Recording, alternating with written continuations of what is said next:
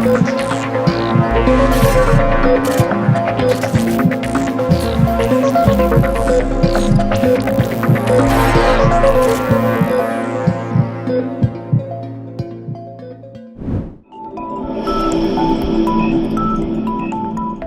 هەیە دەڵێت ئەگەر تۆ هەڵت کرد مانای وایە کارێکت کردووە، چونکە ئەگەر هیچ شتێک نەکەی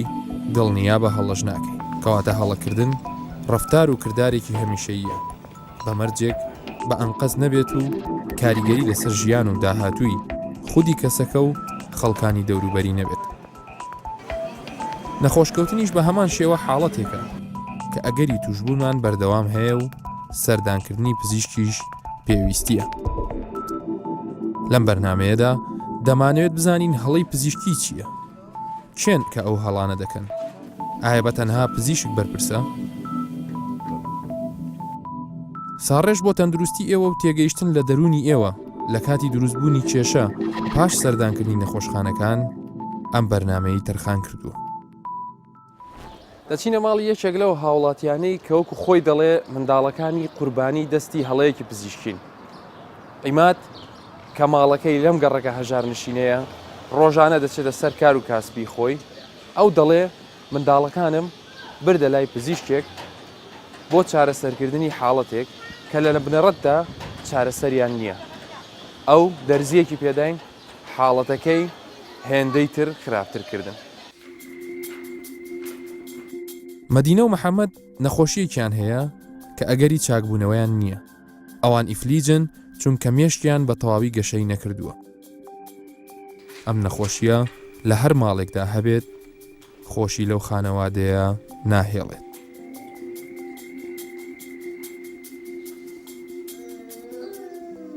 عیمادی باوکیان هەر بە دوای چارەسەرێکەوە بوو بۆ ئەم منداڵانەی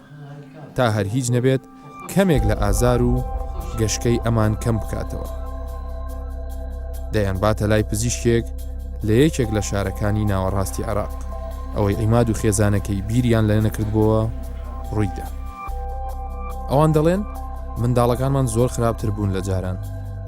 حاڵەت و شتی نامۆی زیاتر ڕوویان دەدا. دەمەوێت بزانم تا چەند ئەم حاڵەتە پێویستیان بەم چارەسەرانە هەیە. حاڵەتەکەی چ بوو؟ چی لێ هات؟ ئەوان چ فەحسەچیان لە بۆ کرد؟ چ عیلاجیاندایە؟ دوایە ڕوت لە کام وڵات کرد، لە کام دکتۆر؟ ئەم بەس بە ئەو دکتۆری ئێرە کە ئەوەی هەڵی کردیە لە دەرزیەکانی لە ئیشی خۆی کە بە تەواتی نەیگەیانتە جێ، ئەوە لە کوردستان و لە تکریتە لەو بابەتە جیانەیە. بەس دوای فترێکی زۆر کە یعنی هەستان باوەڕیم مرتاح نەدەبووم بی بەمە لای ئەو دکتۆرە، چونکە هەر خراپ دەبوو لە ئەویش هەر دەیگو احتیاجیە. هەستام ڕووم لە عەمان کرد، 2 سەفەری عەمانم پێ کرد بە فەحس و فحوساتەوە. ئەلەوێش ئەمە تەحویلی تورکیا کرد، ئەلەوێن دەریش هاتینە و ڕۆژنەوە و عەلا کولەن 4 سەفەرمان کرد. بەس دەو خوایە بە زیادبی لە ساوی خۆ ئەلحەمدولیلا کە لە بۆمان دەرکرد ئەو دەرزیە غەرەج بوو کە نەمان دەزانی لێمان دەدا. ئیستش ئەو دەرزیێمان تەقریبەن سارە قوسوورە لەسەر هەگرتیە، سارێک و قوسوورە لەسەر هەگرتیە. ئەو منداڵە زۆر شێوەی بەباشی وا دەگەڕێتەوە لە خوا بەزیاد. ئەو کچەکەم 36 دەرزی 25 سیسی، کوڕەکەژم 36 دەرزی 12 سیسی نیو. باشە ئەو عیلاجانەی کە وەری گرت، بەڵێ ئەو حاڵەتانەی منداڵەکەت هەی بوو هیچ بەرەو باش بوون چوو یان خراپتر بوو بە دەرزیەکان؟ یعنی کاتی زمانی دەرزیەکە بەڵێ زۆر ئەوەی بڵێ خراپ بوو کە لەو ئینسان هاتیە بە باشە، بەس بە بەعکسی بیژێڕێەوە. خەوی نەبوو، نانی نەبوو، یعنی تەبیعی نەبوو، بە شەرشتی تەبیعی نەبوو، یعنی هەر بە هەموو بابەتە خراپ بوو. خەوی نەبوو، خواردن یان گڵۆب نەدەبایە پێبی، نەدەبایە تەقەبی، نەدەبایە هیچ هەبی، دەبایە کبی. یەک کەس قسەش بکە تووڕ دەبوو. چی لێ هات؟ ئەو نیشانانەی کە لێ نیشانەکان یعنی قەمپاری داوێشت، لی دەدای، دەچووی ماچە کرد دەکرد. ئەو دەستانە دیتیە چەند گچکەیە، وەڵاهی لەگە ئاسن فەرقی نەبوو. لە منیدایە 2 ڕۆژ هەر گڤۆی هاتێ لەسەر کە بابی من باسی پرچەکانی مامۆکانی لە چێن دەرو چێن هەم کامل سینگ پشت حیسێ بکە زەلامە چکوکەیە ئەی بەنسبەت گەشتەکەی کە باست کرد گەشتکەی دەگرت لەبەر هەندێت و ئێستش لەوتی ئەو دەرزێمان لەسە هەگرتی ئەوە سارەکە 2 مانگە لەو دەورانە زیاترە لەو خوایە بە زیادبی خەستەخانەمان نمای لەخوا بە زیادبی یەک دووش ئێستەکەوا قسە دەکەم 5 مانگ 15 ڕۆژ هاتە ئێستا نەتیجەکەم لە کوڕەکەم گەشتیان گرتی لەخوا بە زیادبی یعنی زۆر بەرەو باشی ڕۆژتیە نان خواردنیان خەوتنیان گەمانیان بەس هەندە بابەت هەیە ئێستا ینی کوبری شتێک بەخۆی 3 ساڵبی بە زۆر گەورە بکەم بکەنە 23 سال یعنی ئەویان مایە لە ناو هەناویان و ناو سیحەتیان دکتۆر ئەو حاڵەتە چییە ینی چی بووە و چی ڕوویدا خۆی حاڵەتە ئەسڵەکەی ئەمان چییە و باش ئەو عیلاجە غەڵەتانە چی بوو بەڵێ خۆی حاڵەتی منداڵەکان حاڵەتی شەلل دەماغ ئیفلینزی مێشک بووە کە زۆربەی خەڵکیش دەزانی ئێستا پێی دەڵێن سیپی ئەو چارەسەرێکەوە یان گرتووە هی ئەو پزیشکە بەڵێ هەڵەکەی لێ چوا بووە ئەو دەرمانە بەڵێ خۆی نەخۆشی شەلل دەماغ ئیفلینزی نەخۆشیەکە کە تا ئێستا نەتوانرایە چارەسەرێک وەکو بنبڕکردنی نەخۆشیەکە شتێکی وەها نییە لە هیچ وڵاتێکدا هەندێک ئەتو کە عیلاجی دەدەیە عیلاجەکە بەس ئەوەیە تا منداڵەکە زیاتر وەزعی تێک نەچی مەسەلەن ئەو ڕقبوونیان ئەو شل و خاویە یان ئەو هەوربوونی سینگ و ئەوانە بە فیزیۆتێراپی دەتوانین چارەشی سەری شروستی لە بۆ بکەین بەڵام کە بنبڕکردنی نەخۆشیەکە هیچ عیلاجێک نییە بیدەیە منداڵەکە ئەوجا حاڵەتەکەی وەی وا بووە هیچ کێشەی لە هۆرمۆناتەکان نەبووە بەڵام ئەوە دەرزیەکیان دای تێ تووشی حاڵەتێکی کردێ کە منداڵەکە تقریبان 10 تا 12 ساڵ لە تەمەنی خۆی زیاتر دەرکەوی گەورەتر دیارکەوی ئەویش کە لە بابی باسی کرد لە پرچی و لە مووی لە میزاجی منداڵەکەی و کێشەی جنسی دروست دەکات لە منداڵەکە بەڵێ کاگەمە دەستە حاڵیان چوارە والله باش يعني باشەکەی ئەوەیە لە زۆر حاڵەت الحەمدولله گەلێک باشە بەس ئیستەوە 5 ساڵی تاوا نەکردێ بووی تەم ڕاحق ئەوجا هیوادارم تێم بگەم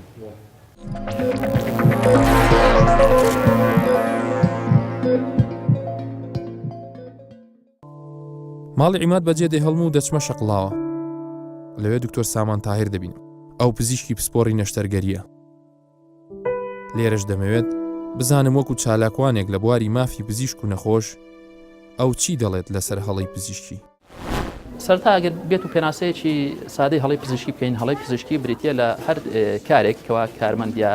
پزیشکی بیکات زیان بە نەخۆش بگەێنێت ئەمەکو پێناسەیەکی زانستی پێناسەیەکی جیهانی چەند خاڵێک زۆر گرنگە لای من پێویستە بینەری بەڕێز پێویستە ڕاگەان کارەکان کەوا ئەو بابەتانە زۆر زیاد لە قەبارەی خۆیان گەورە دەکەنەوە بەلاڕێدا دەبن ئەو زانیاریانیان هەبێت هەڵی پزیشکی باسی هەڵی پزیشکێکی جارێت دوای ئەوە دێنە سەر کە جیاوازە لەگەڵ ئەو مزاعفات و ئەو ماکوشتانی کە لە ئەنجامی نەشتەرگەری لە ئەنجامی داوە دەرمان بەکارهێنان لێ یەکەوێتەوە لەو ئەنجامانە دروستە بێت شتێکی واریدە وەکو هەڵا نەوەک وەکو مزاعفات وەکو هەڵەش شتێکی زۆر واردە لەسەر تاپای جیهاندا بۆ نمونە ئەگەر وڵاتێک وەکو ویلایەتە یەکگرتووەکانی ئەمریکا بە نمونە وەربگرین ساڵانە تەسەوری ناکەی ساڵانە بە دۆکومنت ئەمە قسەی من نییە قسەی هیچ پزیشکێک نییە قسەی مدیری عامێک یا وەزیرێکی خۆمان نییە قسەی داتا و توێژینەوە زانستیەکان و تێکەڵبووکە پزیشکەکانی خۆیانە نزیکەی تەسەوری ناکەی وەکو وتم 1 ملیۆن هەڵەی پزیشکی لەسەر تاپای ئەمریکا کە بۆ خۆیان نزیکەی 350 و نزیکەی 400 ملیۆن دانیشتوان هەیە لە ئەمریکا نزیکەی 1 ملیۆن هەڵەی پزیشکی ڕوودەدات لەو هەڵات پزیشکیانی کە ڕوودەدەن ساڵانە نزیکەی ئەوش دیسانەوە گوتم یعنی بە پێداتاکانی خۆیان نزیکەی 98 بۆ 100,000 کەس دەبنە قوربانی لە ئەنجامی هەڵەی پزیشکی جان لەدەستن بەڵێ نزیکەی 100,000 کەس جان دەزن بەهۆی هەڵەی پزیشکیەوە ئەوە خاڵێکە خاڵاتە ینی لە جیهانە و لە وڵاتانی پێشکەوتوو هەڵەی پزیشکی ڕوو بەڵێ بێگومان بەڵام ئەمە ئەوەڕێر نییە بۆ ئەوی کە بڵین بێگومان ئێمەش حەقمان هەیە هەڵی پزیشکی لە بێگومان وڵاتی ئێمە بێگومان هەتا ئیمکان بێت نرخی ڕوونەدا باشترە بەڵام کە پرسیاری واکە لەکوێ ستانداردی جیهانیەوەی ئەگەر بێت و نمونەی خۆمان وڵاتی خۆمان کوردستان کە 5 ملیۆن 5 ملیۆن شتێک دانیشتوانی هەیە بەراوردی بکەی بە نسبەت تەناسب لەگەڵ وڵاتی چۆک و ئەمریکایە لەوانەیە بە ژمارە لێکم داوەتەوە نزیکەی دەبێت ساڵان لە وڵاتی ئێمە لەو 5 پارێزگایەکی هەمانە نزیکەی 15,000 هەڵەی پزیشکی ڕوو بدات. ئایا بەڕای تۆ من بۆ وڵاتی خۆمان ناپاڕێمەوە کە بڵێن هەڵی پزیشکی لە وڵاتی چۆک و ئەمریکا کەمترە لە لای ئێمە بەڵام تەسەورەکەی نزیکەی 15,000 هەڵی پزیشکی لە وڵاتی ئێمە ڕوودا ناو 5 ملیۆن دانیشتوانە تەسەورەکەی ساڵانە نزیکەی 140 کەس جان لە دەست بدەن بەهۆی هەڵی پزیشکیەوە ئەو 140 قسوور ئەو ژمارەی کە باسەکەم بە نسبەت تەناسب بەراوردم کردووە لەگەڵ دانیشتوانی ئەمریکا و هەڵی پزیشکی لە ئەمریکا و ئەو قوربانیانەی کە لێکێتەوە لە ئەنجامی هەڵی پزیشکیە هەڵی پزیشکی نزیکەی 100 دەی ئەو قوربانیانەی کە لە ئەمریکا ساڵان دەبرن ئەو مردوانەی کە لە ئەمریکا دەمرن باڵێن نزیکەی 100 دەیان لە ئەنجامی هەڵی پزیشکیەوە دروستە بێت ئەو زانیاریان کاتە ڕێژەیەکی کەم نییە لە وڵاتانی پێشکەوتوش ڕوودەدا هەڵی پزیشکی دەبێتە هۆی چی ڕوودەدا کاتێک کە ئەم هەڵەیە دروست ببێت هەڵی پزیشکی وا دەکات لە سەر تاپای دنیادا و لای ئێمەشدا متمانە لە بینی پزیشک و نەخۆش تا ڕادەیەک کەم بێتەوە ئەگەر هەڵی پزیشکی بێ و ئەگەر بە شێوەیەک بێت بە معنای کلمە هەڵی پزیشکی بێ نەوەک مزاعفات بێ یاخود مزاعفات بێ و بەڵام خەڵکی تر یا ڕاگەیان کاریا هەر کەسێک تر هەندێک خەڵکی بەناو با بڵێن ڕۆشنبیریش کەوای لێکەدەنەوە بەڵێ ئەمە هەڵی پزیشکی لە کاتێکەکەەوە ئەمە مزاعفات یا ماچی نەشتەرگەری یا ماچی بەنجە یا ماکی داو دەرمان بەکارهێنانە لە ئەنجامی ئەمەیە کێشەی کۆمەڵایەتی هەندێک جار لێکەوتوتەوە لە ئەنجامی ئەمەیە کێشەی یاسایی لێکەوتوتەوە دیسانەوە ئەگەر بینە سەر بارودۆخی دادگاکان زۆر ناچینە ناو تەفاسیلەوە بەڵام بەداخەوە دادوەری بەڕێزی وا هەبووە لە نەتیجەوەی کە زۆر بە شێوەیەکی ڕووکەش بڕیاری لە هەندێک کێس داوە ئیستشاری بە پزیشکێک نەکردو ئیستشاری بە کەسێکی ڕاوێژکار لەو مەجالەیە نەکردووە باشە ئەی پزیشکەکە لەم ناوەندەیە ڕۆڵی چییە بۆی ئالۆزی و ماکەکان لەگەڵ هەڵەکەیە بە شێوەیەکی وان ڕێک بخە کە هیچ نەبێ هیچیان ڕوو نەدەن هیچ لەو حاڵەتەیە ڕوو نەدەن هیچ پزیشکێک باوەڕ ناکەم لەسەر تاپای دنیادا و لای خۆشمانە ئیلا ئەگەر زۆر بەدەگمەن نەویش حڵتێکیان بڵین بنسبەیەکە لەوانێ فرامۆش دەکرێت بیوە زیان بە نەخۆش خۆی بگەێنێت لەسەر تاپای دنیادا ئەوە ئەخلاقی توبیە لە کۆلیژەکان دەخوێنرێ لە دراساتە دەخوێنرێ و ئێتیوانی پێدەدرێت.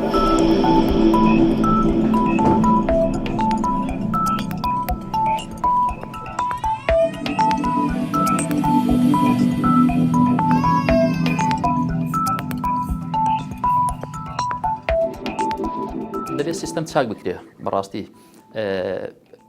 پزیشکێک لە 4 ساعتە 6 نەخۆش بینێت جیاوازی زۆرە لە ئەدای لە چارەسەرکردنی لە گەیشتن بە دیاریکردنی نەخۆشیەکەی نەخۆشەکە لەگەڵ پزیشکێکە کە لە ماوەی 4 ساعتە زیاتر لە 100 نەخۆش ئەبینێت. هەڵی پزیشکی بێگومان و مزاعفاتیش زیاترە بێت لە کاتێکە کە من لە ئێشەگیرێکی فریاکەوتنا بۆ نمونە لە ماوەی 24 کاتژمێرە 20 نەشتەرگەری ئەنجام دەم لەگەڵ یەکێکی تر یا لە شوێنێکی تر لەو 24 کاتژمێرە لەوانێت 2 نەشتەرگەری ئەنجام بدرێت. زۆر جار گلەی ئەوە کراوە بۆچی ئەو هەڵە پزیشکانیان ئەو مزاعفاتانە زۆرترن ئەمە یەکێکە لە هۆکارەکان بۆیە دەبێت سیستەم بە شێوەیەک چاک بکرێت کەوا پزیشک لەو لە توانایدا بێت ئەو ژمارە نەخۆشە بەڕێ بکات یاخود ئەو ژمارە نەشتەرگەریە ئەنجام بدات نەوەک ئەو لۆ دەزۆرە و ئەو دەوامە تااقەت پڕۆکێنەی کە هەندێک لە لقەکانی نەشتەرگەری و هەندێک لە لقی پسپۆڕەکان هەیەە لە کاتی بەڕێکردنی نەخۆش لە ڕاوێژکارەکان لە کاتی ئەنجامدای نەشتەرگەری لە خەفارە و لە لیستەکان لە قایمەکانی عملیاتە ئەمە لەلایەک لەلایشتر ڕاگەیاندن دەورێکی زۆر کاریگەری هەیە بە باش و بە خراپ بە ئیجابی و بە سلبی ڕاگەیاندنەکانی ئێمە بەڕای من لەگەڵ ڕێزم بۆ بەشێکیان زۆرینەیان لە ئاستێکی هەتا بڵێ زۆر دەورێکی زۆر نەرێنیان بینیوە لە گەورەکردن و بەلا ڕێدابردنی ئەم کێشانە تەنانە ڕاگەیاندنی وا هەبووە بەبێ ئەوەی دڵنیا بێتەوە لە سەرچاوەیەکی هەواڵ بەبێ ئەوەی زانیاریی ئەو تۆی تەواوی لەسەر حاڵەتەکە بێ حاڵەتی حاڵەتەکەی لا ڕێدا بردووە بە لایەکیدا بردووە کە دوایی هەر بۆ خۆشی جاریوە بەداوا لێبوردنی کردووەکەوە بەو شێوەیە نەبووە حاڵەکەی بەو شێوەیە نەبووە یا هەڵی پزیشکەکە هەڵی پزیشک نەبووە لێرەدا خاڵشتر دەمەوێت باسکەم کە شتەکە بابەتەکە پێڵێن هەڵی پزیشکی خەڵک هەندێک جار وا تێگەشتووە کە دەڵێن هەڵی پزیشکی واتە هەڵی پزیشک هەڵی پزیشکی تەنها لە هەموو جیهاندا تەنها پزیشک ناگرێتەوە پزیشک ئەتوانم بڵێم لە بەشێکی کەمی هەڵە پزیشکەکە هۆکارە بۆ نمونە هەڵی پزیشکی سیستەمەکو باسم کرد جیاوازی هەیە نەخۆشێکی زۆر نەشتەرگەری زۆر ئەنجامەدی لە ماوەیەکی کەمدا ئەوە سەبارەت بە سیستەمەکە جاری وهەیە کارمەندێک لێ بەرپرسیارە لە هەڵە پزیشکەکە جاری وهەیە ئەو ئەدەوات و ئالات و شتانێکەوە نەشتەرگەری پێکرێ ئەو دا و دەرمانێکەوە دابین کراوە بۆ نەخۆشخانەکە ئەوە بەشێکە لە هەڵە پزیشکەکان هاوڵاتی خۆی بەڵێ بە دڵنیایەوە بەشێکی هەرە سەرچیە لەلایەک لە هەڵبژاردننی ئەو پسپۆڕی و ئەو پزیشکێکەوە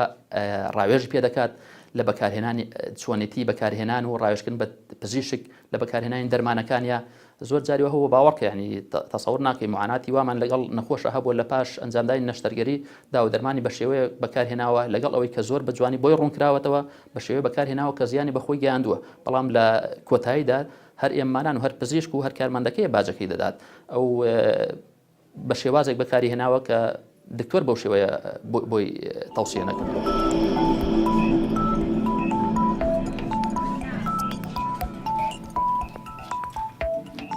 دێنە سەر خاڵی پشکنین یەکێکە لەو هەڵە پزیشکیان کە لەسەر تاپای دنیادا ڕوودەدا و یەکێکە لە شایعترین ئەو هەڵان کە بەناوی هەڵی پزیشکیەوە کە پەیوەندی بە پزیشک نییە پزیشکی پسپۆڕۆ نیە ڕوودەدا کە بەس پێ ئەڵێن هەڵی پزیشکی پشکنی نەخۆشێک دەدێ بە نەخۆشێکی تر و پزیشکی پسپۆڕی لەسەر ئەساسی ئەو پشکنینە قەرار ئەدا ئایا نەشتەرگەری پێویستە ئایا چ دەرمانیش ئەداتێ دوایەوە لە پاش نەشتەرگەری یاخود لە پاش دەرمان پێدانەکە تووشی چیاریگەرێکی لاوەشی دەرمانەکە دەبێت. چی بکرێت بۆ کەمکردنەوەی هەڵی پزیشکی یاخود بۆ ئەو مزاعفاتانە بەڕای من وەکو لە هۆکارەکانە باسمان کرد چارەسەرکردنی هۆکارەکان یەکێک لە هۆکارەکان باس سیستەممان کرد بە شێوەیەکی وە سیستەم ڕێک بخرێتەوە لە پزیشکی پسپۆڕ یار پزیشکیتر لە تااقەت بەدەری خۆی لە حد بەدەری خۆی نەخۆش نبینێت لە حد بەدەری خۆی چ لە کلینیک چ لە نەخۆشخانە گشتی و فێرکارەکانە لە تااقەت بەدەری خۆی لە حد بەدەری خۆی زیاد لە کاتی پێویست نەشتەرگەری ئەنجام نەدا بە شێوەی چوار ڕێک بخرێت ڕاگەیانەکان دەورێکی زۆر کاریگەری باش مەفروزە ببینن لە هۆشارکردنەوەی خەڵکی لە بەلاڕێدانەبردننی کێشەکان خاڵیش تر گرنگە ئەوش پەیوەندی بە کاتی دکتۆرەوە هەیە کاتی پزیشکەوە کاتیشی زیاتر بۆ نەخۆشتەرخانکار لەو کاتەیە دەتوانێت هەموو ماکەکان بۆ هەموو مزاعفاتەکانی نەشتەرگەر هەیە خود دەرمانەکە بۆ نەخۆشەکە ڕوونکاتەوە ئەگەرم کاتی بۆ تەرخان نەکرێ بێگومان هەڵی پزیشکی و مزاعفاتی دەرمان و مزاعفاتی نەشتەرگەری ناڵێن کەم نابێتەوە بەڵام نەخۆش و کەسکاری نەخۆش بە تەواوی لێ تێناگەن بە تەواوی تەقەبولی نەتائیجەکەی ناکەن.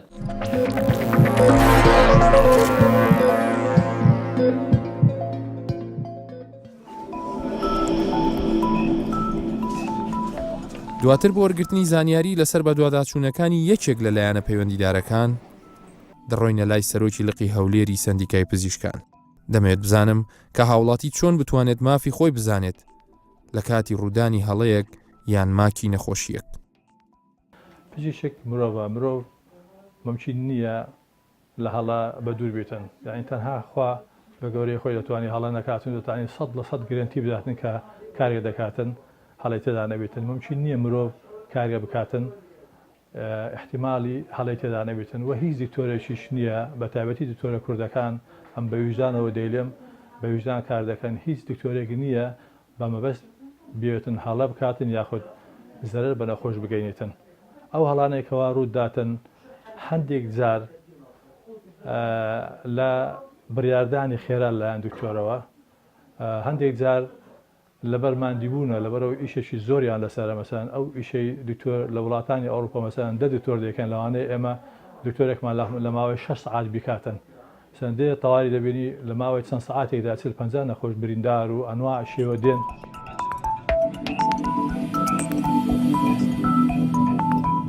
ئەو کەم و کوڕیانێکەوە لە تەندروستی هەیە بە شێوەیەکی گشتی هەمووی دەخرێتە سەر دکتۆر بەداخەوە مەسەن دەرمانێک بە هەڵە دەدرێتن یاخود نەخۆش دێتن دەبین لە مستەشفای دەرمانشی دەست ناکەوێتن دەخاتە سەر سوچی دکتۆر یاخود دێ دەبین لە ڕابەشی ڕاوێژکاری سیستەمێکی جوان نییە مثلا 50 نەخۆش بەیەکەوە دێن دادەنیشن لە ساعت 8 بەیانی هەر 50 نەخۆش خۆ بەیەکەوە نابینرێتن ئەوانە هەڵی دکتۆر نییە ئەوە سیستەمەکەمان بە شێوەیەکی ڕێک پێکنی بەداخەوە تا ئێستاکە تا ڕێکی دەخەین ئەوانە هەڵی دکتۆر نییە یاخود دەبینی نەخۆش نەشتەرگەرێکی بۆ دەکەی هیچ نەشتەرگەریەک نییە لە دنیا ئەتووەکو باسمان کرد کەوا 100% گرنتی بدەیت هیچ کەم و کوڕێکی نابێتن لەوانەیە تووشی نەزی بێتن لەوانەیە ئیلتیهابات بێتن لەوانەیە تو لە شوێنێک بدەی نزیک شوێنی نەشتەرگەریەکە ئەو لە هەموو شوێن لە دنیا ڕووداتن ئەوە ماکی نەشتەرگەریەکەیە لەو حالتە ئەوە هەڵی بە هەڵی دکتۆر حساب ناکرێتن یاخود دەبینی نەخۆش تو بەنجی دەدەیە نەخۆشەکە دەی خوێنی نیمچە دەیمرێنی دوای زارش کە دەیژێنیەوە هیچ گرنتیەک نییە دوای بەنجدانەکە ئەتو 100% هەموو نەخۆشەکان بتوانن ترسی ئەوە نەبیتن کەوا ترس دە ژیانیان دەبێتن ئەو ترسە هەر هەیە لە هەموو شوێن دنیا لە ئەمریکا لە ئەوروپا نەخۆشەیە لە بەنج هەڵناستەوە نەخۆشەیە نەشتەرگەرێکی بچوکی بۆ دەکرێت هەڵناستەوە ئێستا من نمونەیەکتان بۆ دێنم هاوکاری خۆمان دکتۆر نەشتەرگەرێکی بەسیتی بۆ ئەنجامدراهی منداڵبوون لە باشترین نوێترین مستەشفای ئەهلی نەکار حکومیەکە و دکتۆرەکانی دۆستی خۆی کە باشترین دکتۆرەکانی هەولێر ئەنجامیاندا نەشتەرگەریەکە بەداخەوە هاوکارەکەمان گیانی لەدەستدا ئایا ئەوە هەڵی پزیشکیە نەخێر و ئێمە دایمان ئاگاداری پزیشکان دەکەینەوە کەوا بە شێوەیەکی ڕێک و پێک ژمارەیەکی دیاریکراوە نەخۆش ببینن کاتێکی بابدەن نەخۆشەکان و ئەگەر لە حالتێک پێویست بە نەشتەرگەری نەبوو بۆی ئەنجام نەدرێتن لە پێناوی ئەوەی باشترین خزمەتگوزاری پێشکەش بە نەخۆش بکرێتن لەوەی مافی نەخۆش بپارێزین کاتا ئێستاکە ئێمە شتێکی سیستەماتیکمان نییە چۆن مافی نەخۆش دەپارێزین بەڵام دکتۆرەکانمان ویژدانێکی باشیان هەیە و زانستیەکی باشیان هەیە بەو ڕێگایە دەتوانن مافی نەخۆش تا ڕادێکی زۆر پارێزن لە حالەتی سەرپێچی ئێمە وەکو سەندیکای پزیشکانی کوردستان ئەگەر هەر شتێک هەستی پێ بکەین ئێمە کاردانەوەمان لە بۆی دەبیتن ئاگاداری پزیشکان دەکەین نۆرینگەدا دەخەین غەرامەیان دەکەین لە خلالی ساڵی ڕابردوو چەندین دۆسیەی وا هەبوو کە شکات کرابوو لەسەر دکتۆرەکان زۆربەی خۆشبەختان دەرچووکەوە کەم تەرخەمی دکتۆر نییە کەم تەرخەمی دکتۆر نییە لە ئەنجامی ئەنجامدانی کارەکە ماک ڕوویدا بوو بەڵام بەداخەوە ئێمە بەشێک لە خەڵکەکەمان لە نەزانی خۆی یاخود لە ساویلکەی خۆی هەموو کەم و کوڕێکی تەندروستی بە هەڵی پزیشکی لە قەڵمداتن هەمووی دەگەڕێنێتەوە سەر پزیشک و دەوێتن بە شێوەیەکی عشایری یاخود بە شێوەیەکی تونند و تیش حەلی بکاتن کە ئەوە شتێکی شارستانی نییە.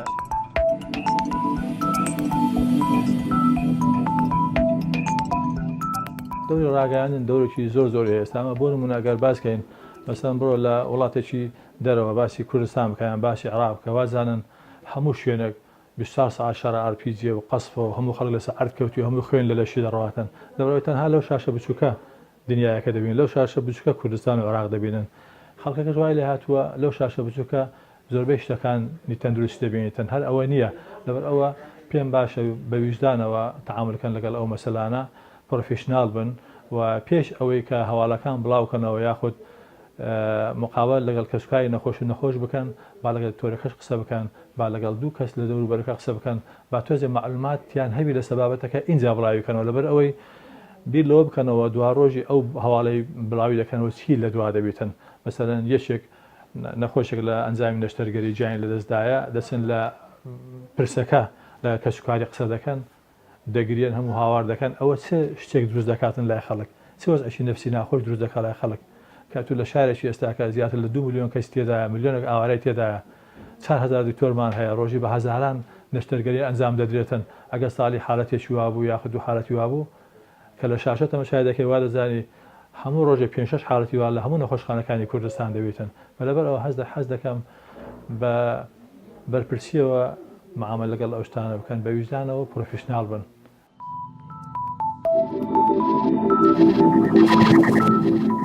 کەواتە نە پزیشک بە تەنها بەرپرسە و نە هاوڵاتیش دەبێت زانیاریەکی ئەو تۆی نەبێت کە جیاوازی لە هۆکار و چۆنیەتی ڕوودانی ئەم حاڵەتانەدا نەکات. دەبێت پزیشک و کارمەند زۆر بە هەستیاری لە متمانی نەخۆش تێبگەن و هاوڵاتیش ورتر خوێندنەوە بۆ ئەم حاڵەتانە بکات. ڕاگەیاندنیش بە ئەمانەتەوە ڕاستیەکان بڵاو بکاتەوە و کێشەکان گەورەتر نەکات. چونکە لە کۆتاییدا تەنها هاوڵاتیان زەرەرمەند دەبن. هەر شار.